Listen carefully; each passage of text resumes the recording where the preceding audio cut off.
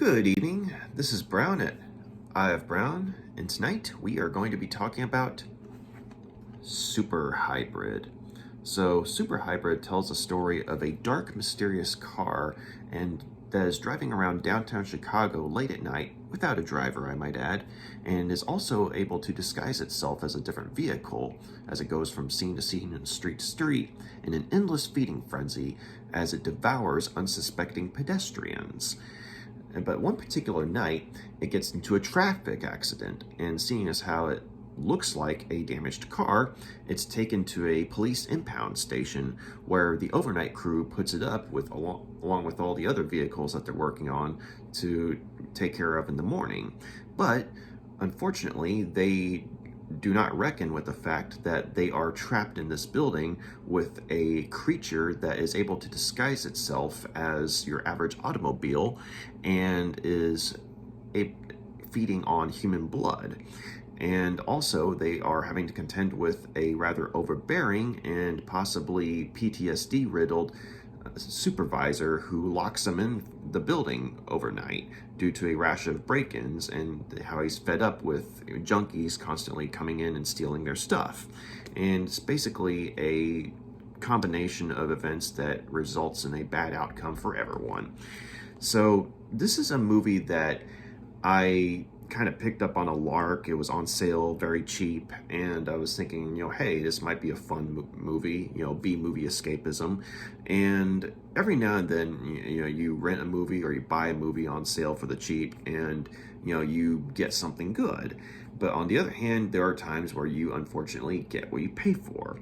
And this was a movie wherein you definitely got what you paid for, or at least I got what I paid for.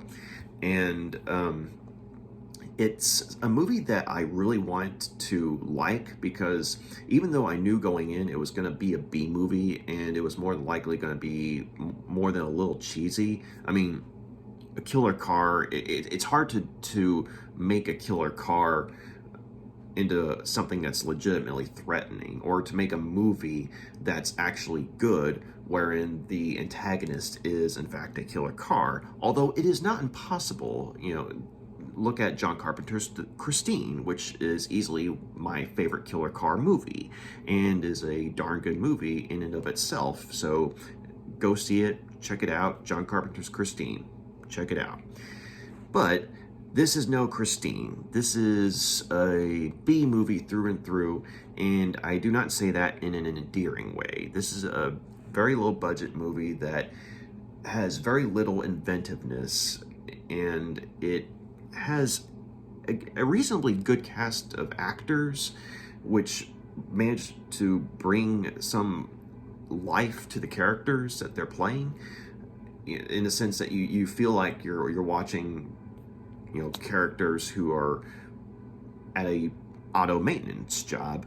But unfortunately, the writing is less than inspired, and there's very little to no clever touches as far as, say, giving the characters some depth. And unfortunately, this results in quite a few moments in the movie where I found myself unattached to anyone, really. And the best I could say is that, hey, I've seen this actor in that movie, or I've seen another actor in something else. But at the same time, nothing really won me over as far as performances go.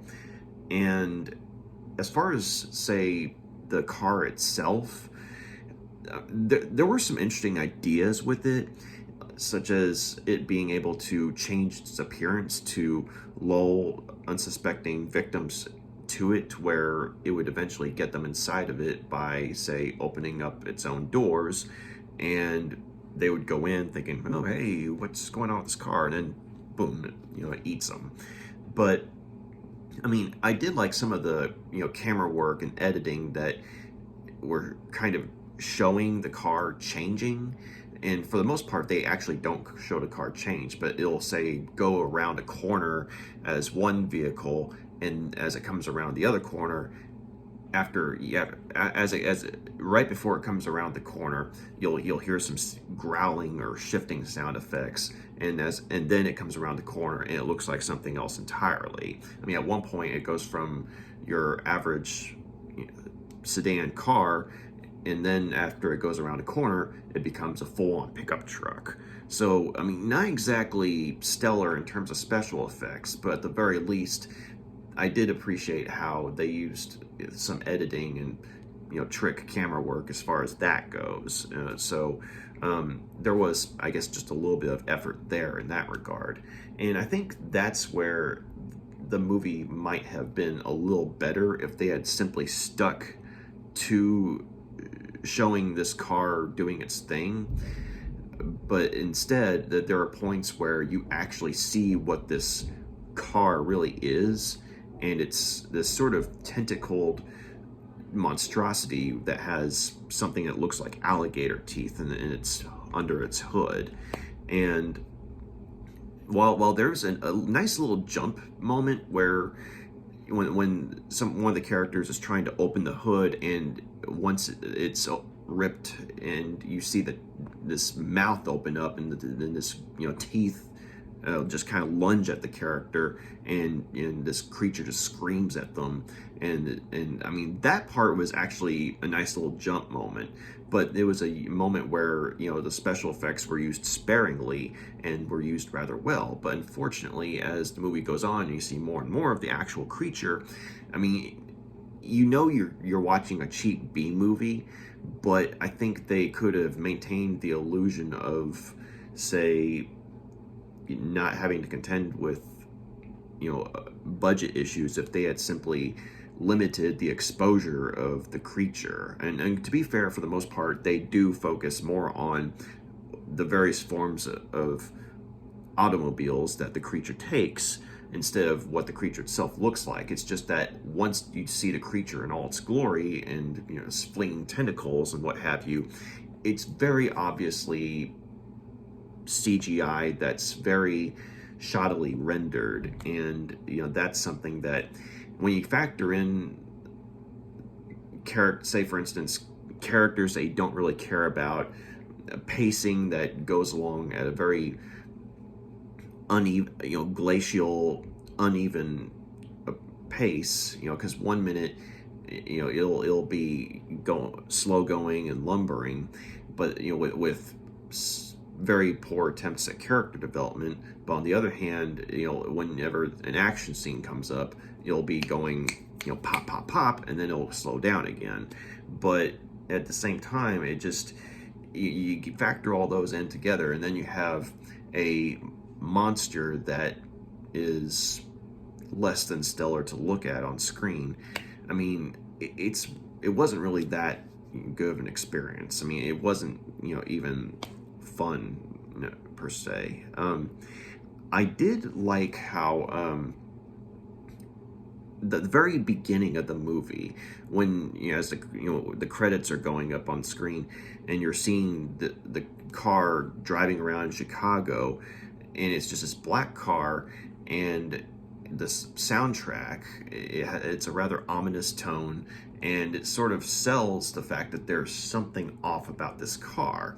And this was during the credits, the opening credits, mind you, and it's just a black car going around Chicago with an ominous soundtrack, and as it zooms in and out of traffic, and it's telling that this opening credit sequence offered more promise and intrigue than the actual movie itself, because once the car has its accident, and once it's taken into the impound station, and once the main characters get involved in the story, things just go downhill quickly. And there were several points where I was honestly in the process of nodding off. And yeah, granted, I do work for a living, but at the same time, when it comes to watching movies, I'm usually rather keen and attentive, or at least I like to think so.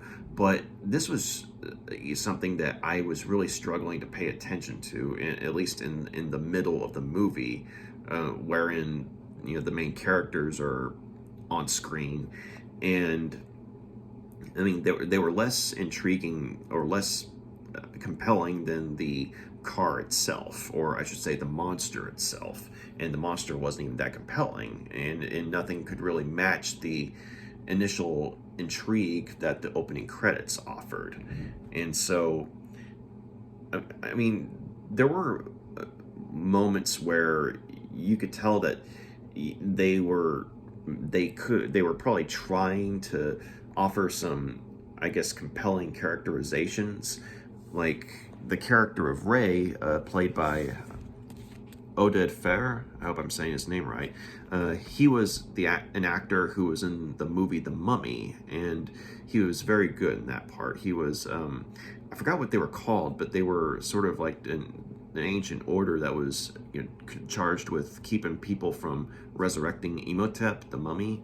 And he was the guy who helped Brendan Fraser's character, and he had like the tribal tattoos and what have you, but he was a really good character, and Oded Fehr did a really good job in that part. So I recognized his character, and I did think it was intriguing that, you know, you see him going from sort of a heroic role like that to a complete jerk and a-hole in this movie, because he's the overbearing supervisor who makes the more than questionable decision to lock everyone in for the night, you know, because he's kind of on a power trip, and he's claiming that he's wanting to keep, you know, crackheads from breaking in and stealing supplies, which apparently happens quite often. But I mean, I shouldn't say I liked it, but I could tell that they were maybe trying to offer up the notion that he was going through some issues with PTSD, because it's established that he was a veteran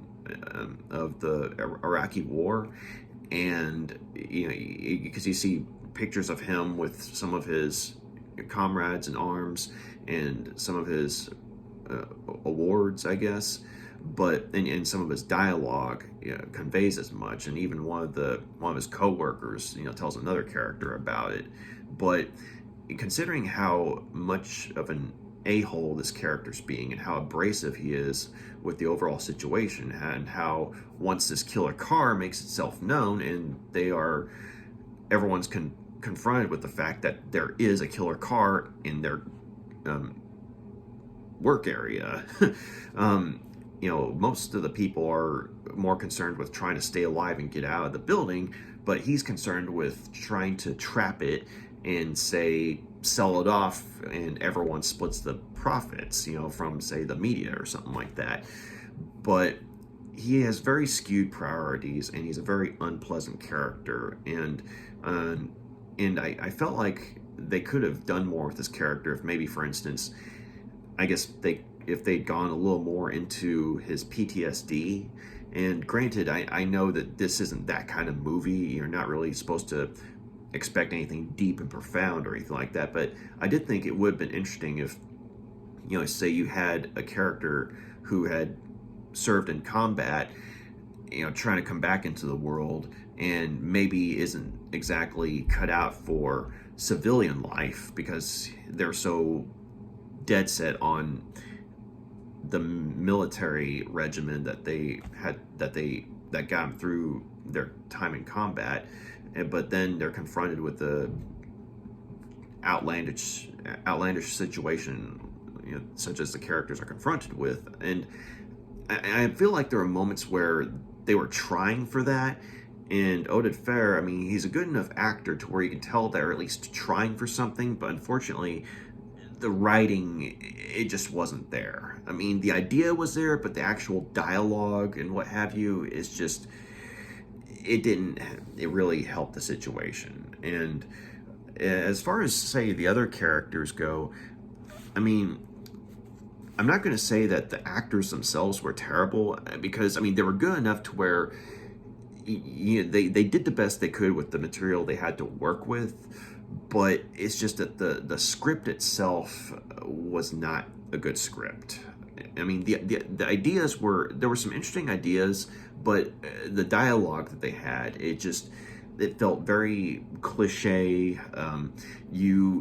you could predict exactly which characters were going to react one way or another, and or I should say almost exactly, and you could tell almost without a doubt which character was going to die at which point, and so on and so forth. And so there really wasn't any sense of suspense, if I'm being honest. And it wouldn't have been a problem, except you check out a B movie or a horror movie or of some sort, and you want to have at least a couple of good moments wherein you have a sort of don't go in there or get out of there type moment. But there really wasn't anything like that, simply because I didn't find myself drawn into the story, and I didn't find myself attached to any of the characters or caring about what happened to any of them, simply because the script was so bad.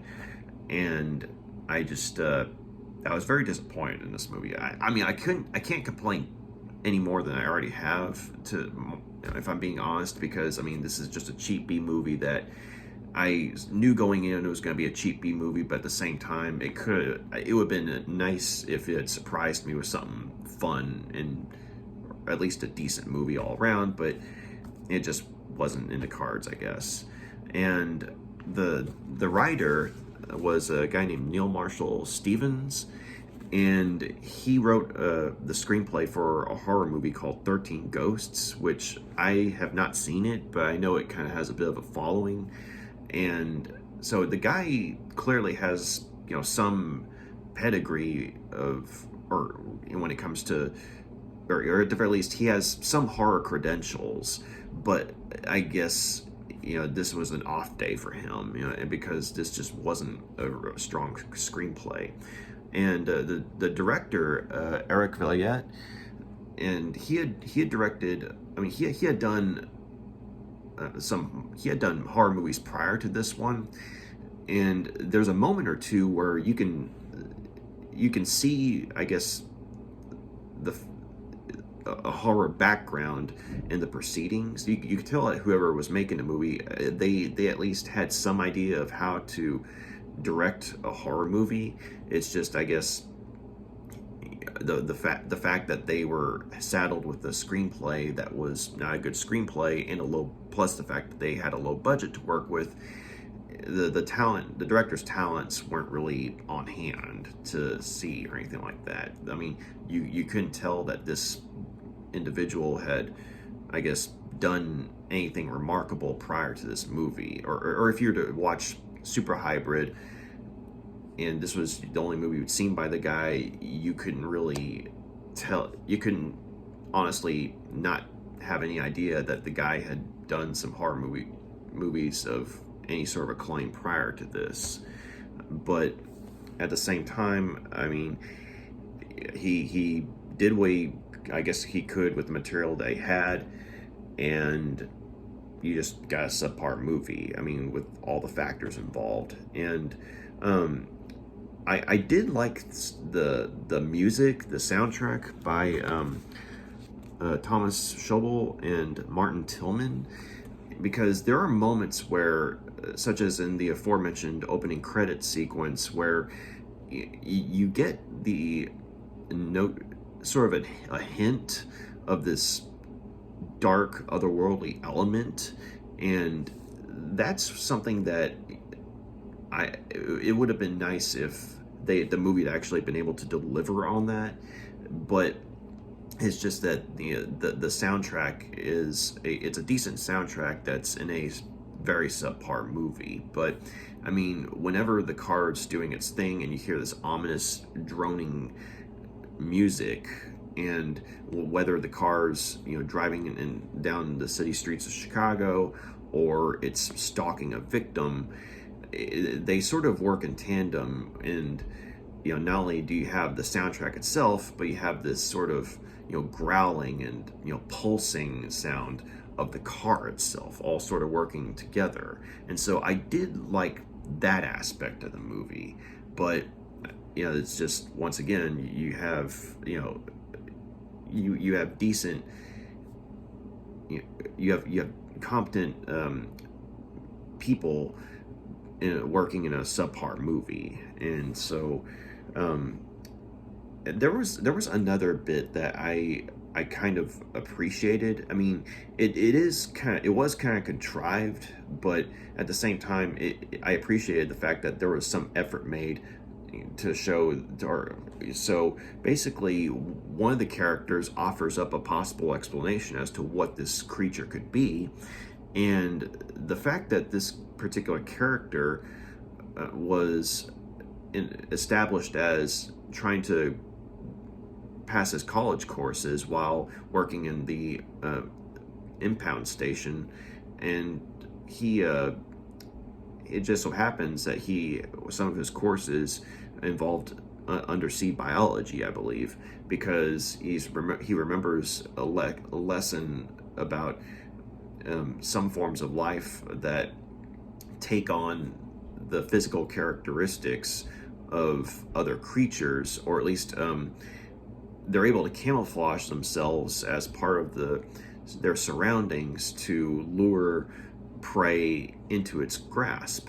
And this character, once he's telling the others about this creature and about this lesson that he remembered from his professor, he's able to make the reasonable conclusion that this particular monster that's hunting them down is a creature that's very similar to the undersea creature that the professor had told the class about. Except, of course, then you got to factor into, you got to factor into the equation. Okay, how is this creature able to simulate complex machinery and moving parts and things like that? And so I guess it was sort of a double-edged sword, because on one hand, you do have a character who's able to not unreasonably offer up a valid explanation as to what this creature is, considering that he's taking a class that offers up information that could help with the situation. But at the same time, though, you're trying to figure out, okay, if it's a creature like he's describing, how did it get up on land? I mean, did it just evolve over time? And once again, how is it able to simulate moving parts and things like that? And so then again, you're thinking, you got to remember, okay, it's a B movie, you can't look too hard at it. So, I mean, like I said, I do appreciate that the person who came up with the possible explanation was the one person in the group who could do so with any sort of credibility. I mean, granted, he was just a college student, but who was, working a night shift at a maintenance garage. But at the same time, it made more sense for him to come to the conclusion than, say, one of the other characters who had no background with, say, undersea life or any sort of marine biology whatsoever, to come up to that conclusion. But so, I mean, I appreciated that aspect, that part of the movie. Not saying it made the movie good or anything. It's just, I do appreciate that they made some effort to, make it believable when it's revealed as to what this creature just might be. I will say that the very next to last shot in the movie, I actually kind of liked, because I mean, I think it kind of goes without saying, I mean, semi-spoiler if you actually give a damn, but the monster is ultimately taken out, but at the same time, not everyone makes it out of the building alive. In fact, there are only a couple of people that survive, but at the same time, there's the next to last shot in the movie. One of the characters finds out the hard way that there's more than one of these creatures prowling the streets of Chicago and possibly the world. But I mean, we're just going to stick with Chicago since this is where the movie takes place in. But it's a nice little shot where this one particular character, they've made it out of the building, and you think that they're safe, but then you hear that ominous droning and growling sound, a sort of pulsing growling sound that the people who are involved with, I mean, making this the creatures sound did such a good job with. You hear that sound, but then you hear it multiplied, and the character kind of turns around, or I should say, they turn around, and silhouetted against the street lights, you see at least 3 cars facing him from a distance, and their headlights are on, and you hear that sound coming from all of them, and it's a nice little oh crap moment, and it like I said, I mean, I liked the shot. It was a nice little shot. It was one of those, out of the frying pan, soon to be into the fire moments, and it made for a, next to last, shot of the movie. And, had this been a better, movie, it would have been, say, a genuine oh crap moment, not only for the character, but for the audience as well. Because, I mean, I've seen more than a few movies where, that were actually good, mind you, but you had that kind of ending where the character, they make it out of one situation, but then they find out things have just gotten worse, and then the movie ends, and it's, an actual, it's an ending that works. And like I said, if it had been a better movie, I think it would have been a good ending. But as it is, I like the way that particular moment was shot. But it kind of went back to, it harkened back to the camera work that was involved with the opening credits, in which, you had the promise that was initially on hand, for the movie, and for, this sort of monster that you're about to, see in action. But as far as like the actual movie goes, it doesn't really deliver. But I did think it was interesting how, the very beginning and the very ending of the movie are probably the best bits of the movie, simply because they're the few moments that offer any sort of, I guess, imagination or spark. But as far as, the movie itself, it's really a very predictable drag. And as I said earlier, I was literally dozing off at some points. But I'm going to go ahead and give Super Hybrid 1 out of 5 stars. It was bad. Not the worst movie I've seen, but it was pretty bad. But thank you very much for taking the time to check out my review. And if you like what you see here, please like and subscribe. And y'all got any questions, comments, feedback, let me know. Y'all have a good night. Bye.